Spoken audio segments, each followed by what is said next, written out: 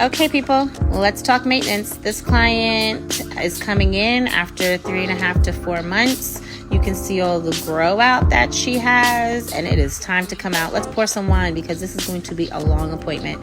Just FYI, there's a happy hour with every appointment.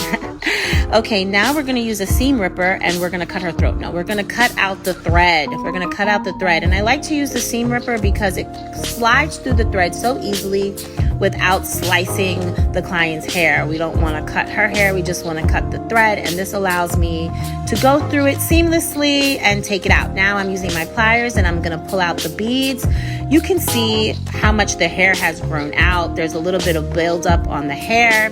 And now we're just going to take our time and just comb that out. Now, don't be freaked out when you see hair shedding during your maintenance, because what happens is we lose 100 strands a day, but when you have the braidless sewing in with the beads, those hairs don't get a chance to shed. So it all comes out during maintenance. Now we're going to condition and wash and tone the extensions. We want to bring the extensions back to a brand new look.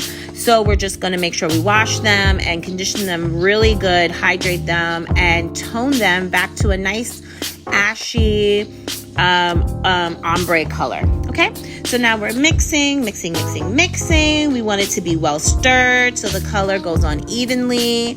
We want the condition for the client's hair to be well saturated in her hair, so that's what we're doing right now. We want her hair to be just as silky as the extensions. I use a little purple drops into my toners just to help make it a little bit ashier. Now I'm drying the client's hair. As you can see, her hair is still healthy and long and thick and beautiful. I like to use a heat protector on the extensions. The better you take care of the extensions, the longer they'll last. So you want to make sure you don't use a lot of heat, and when you do, you use a heat protector. Now it's time to sew.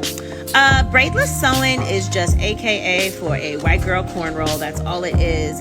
It's easy to put in, it's easy to wash, it's easy to clean, it's easy to maintain, and it's perfect for the client that likes versatility and doesn't like a lot of maintenance and upkeep.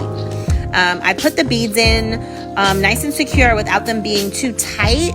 And I always like to keep in contact with the client and make sure as I'm doing them that I'm not putting them in too tight or they feel uncomfortable in any way. So now it's time to floss. No, it's not time to floss. No, I'm joking. It's time to sew. Now it's time to sew. What I like to do is I like to leave a little layover on the extension so it lays flatter. I do double my rows, but when I first put them in, I leave a little layover so it can just sew down